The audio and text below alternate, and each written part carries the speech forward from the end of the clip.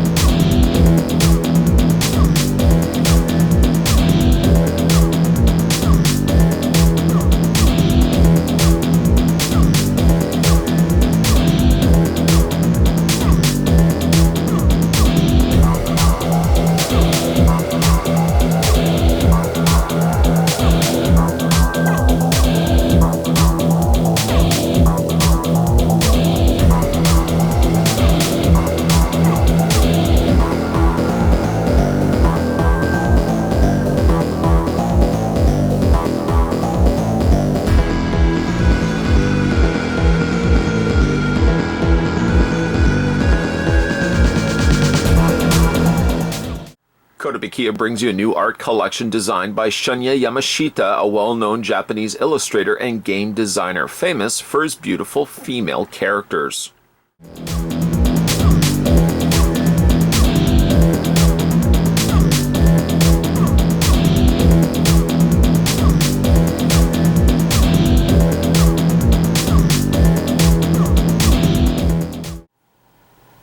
To figure out how tall the Bishoujo statue of Cammy stands, we're going to put the tape measure next to the top of her head. There we go. The figure stands exactly 9 inches in height. If you are somebody that uses centimeters as your unit of measure, then the Bishoujo statue stands at 22.8 centimeters. She comes atop of this clear display stand, which is removable. I'll just lay her down here just for a second. The display stand is almost the shape of an eyeball. It's clear with the posts on the top there to support her feet, but it does come with 2 halves, or the bottom component to it.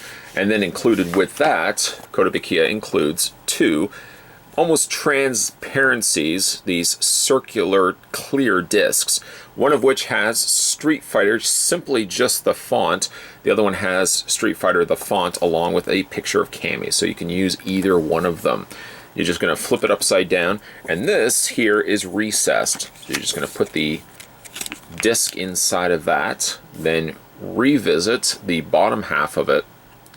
And there's the little slot here and a little slot here. The rest of it is a fully finished interior ring. So you want to line up these tabs, this tab on either side, just slot it into place like so. And then you've got yourself the display stand. And then that's the Cammy one. Go ahead and change it out to the Street Fighter stand, which, to be all honest, I don't know which one I would rather go with. I kind of like the simplicity of the Street Fighter stand, but it's really nice to also have one with the character specific to the statue in question. Then the actual post portion here are actually the shape of a boot, so you already know which way they're going to go. They don't necessarily peg in place as much as the feet sit right there over top of those posts, and that works on either side.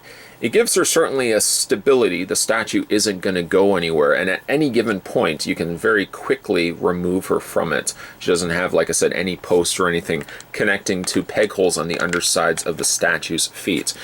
It's one way to keep the figure or statue in this instance as something that you can simply remove off. To be fair though, the figure or statue simply just can't stand on her own. So even like posts would have gone certainly a long way. But like I said, once you put her on the stand, the statue isn't going to be going anywhere at all. Now, this is the second round edition of Cammy, which also so happens to be one of my favorite of the Street Fighter characters. I've always just really liked the look of Cammy, and I have to admit that Kotobukiya has done a really great job of presenting her in plastic statue form. Why don't we first have a look at her head? Very notable traits here on Cammy would be the dual pigtails, of course the little tufts of hair that are sticking out from her forehead, and of course the red beret on the top, which even has the crest patch there, printed very cleanly and nicely on the top of her head. The beret is not removable, really, nor is anything removable on the statue here. But just a close-up look on her face. An absolutely darling sculpt here on Cammy's head sculpt. She's not quite smiling, but of course she's got a little bit of playfulness there in her face.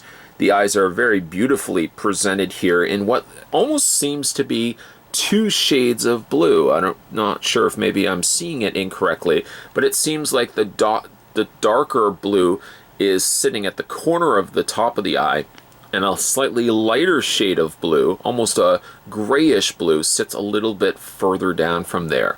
They've also put in the reflection off the eyeball, and they've put in very nice lower and upper eyelid eyelashes, and they've painted in there her little eyebrows there.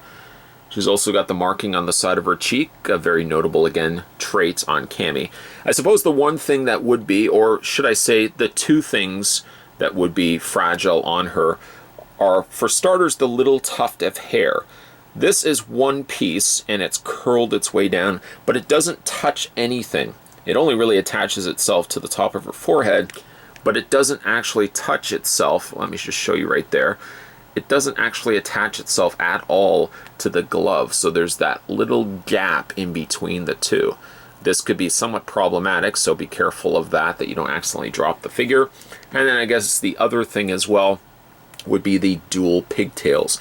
Luckily, the plastic feels slightly soft enough that if it was a denser plastic and be brittle in nature, it'd be more likely inclined to break off. Luckily, there's just a little bit of give on the pigtails that they're not necessarily going to be going anywhere. A very nice braid, though, coming out from the top portion, right basically tucked underneath the beret, and working their way all the way down until they're ribboned off here in a very bright red. Cammy, I suppose, is one of the characters best known for having the least amount of clothing, and again, well represented here in this Bishoujo statue.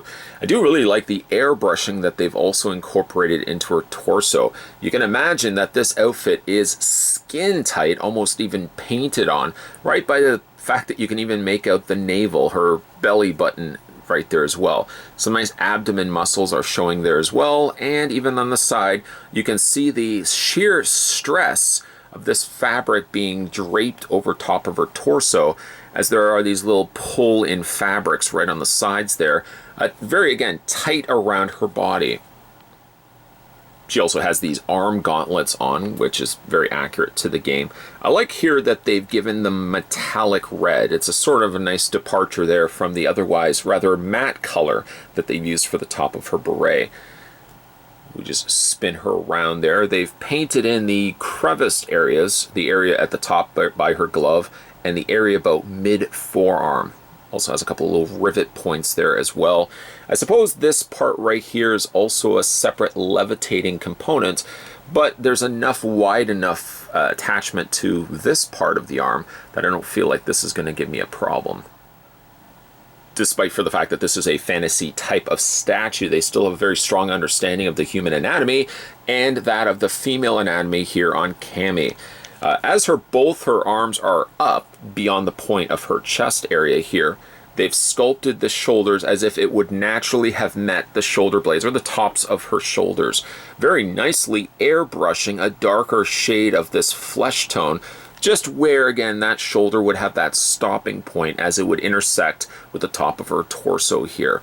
They've even gone and airbrushed areas around her tricep, basically all the areas in which there would be muscle or components on the human body that are moving. They've airbrushed areas around the muscle of the back, spin it around. They've also airbrushed little recessed areas there of her armpit, the side of her bicep, and the side of her chest here. The lower half of Cammy gets the camo print that would be accurate to the way that she looked in the game itself. The legs do feel like they're a little on the light side, but I think a lot of that is because up here there's so many moving components to her arms that they've airbrushed those areas. Because you've got larger body parts like the thighs, for example, they get a little less in the way of the shading, but still, like the little recessed areas, the little interior of the thigh, the side of the back of the knee is also very beautifully painted here. It's a very subtle transition between the dark and the light. It's not the extreme where you can look at it and see right off the bat that yes, there's that dark shading that they've added. In fact, actually, it's very natural that looking at the statue, you almost feel as if it's just light hit in certain areas. That's why some of the areas such as the bicep and the shoulder is lighter than the otherwise dark shading here on the armpit area. So again, it's some really nice transitioning of subtle colors versus very extreme colors to very extreme light colors. One thing I think they've nailed, though, is the pose of this statue. Now, it's interesting because if you look at it front on, or what you would consider be the front of the statue, really a lot of her focus is facing the opposite direction. So I think this is a case where you would either want to display the statue sideways, or you probably would be wanting to display it like this, which is actually quite accurate to what they've done here on the actual disc for the base. This way, not only you're seeing her face, you've also got the arm facing towards you, and you're also going to be treated to a little bit more visible skin on Cammy's lower half here. Street Fighter Bishoujo Cammy should be available now at local comic book stores and online markets if you're interested in adding this one to your existing Street Fighter Bishoujo collection. One of the appealing attractions to the Bishoujo line is the affordable prices that usually are attached with them. For one roughly this size, expect to pay about a $60 to $70 price point, which I think is quite affordable for the exquisite pieces you're getting in return. Cammy has been always one of my personal favorite fighters from the Street Fighter universe, often a character I would play along with the likes of Ryu and Ken, and I always thought she had a really neat look to her. This is, I think, done a true service by the folks over at Kotobukiya, giving Cammy her classic outfit in a really attractive looking statue. Today we were having a look at the Kotobukiya. This was the Street Fighter Bishoujo statue by Shunya Yamashita. If you guys want to go back and have a look at some of my other Bishoujo statue reviews, there's a playlist on this channel specifically for Kotobukiya Bishoujo statues. We're going to have a look at some more Kotobukiya releases in the coming videos, so certainly stay tuned for that. In the meantime, if you haven't had a chance to hit that little subscribe button down below, what are you waiting for? More videos coming to this channel on a regular basis. And hey now, while you're here, make sure you swing over to the home page and check out the videos while you're there. With the amount of content that I'm posting on a regular basis, there is a very good chance that you may have missed something along the way. I know other reviewers are always preaching the bell notification, but 100% guarantee the best way to make sure that you haven't missed anything that I'm posting is checking out the homepage and heading over to the video section on the homepage. That way you can get that 100% guarantee that you'll never miss out on any videos that you may have missed out up to this point, or future videos as well. As always, guys, thanks for watching as you always do. Let me know if you managed to pick up the statue for yourself, or what you think of it down below in the comments section. See you guys next time.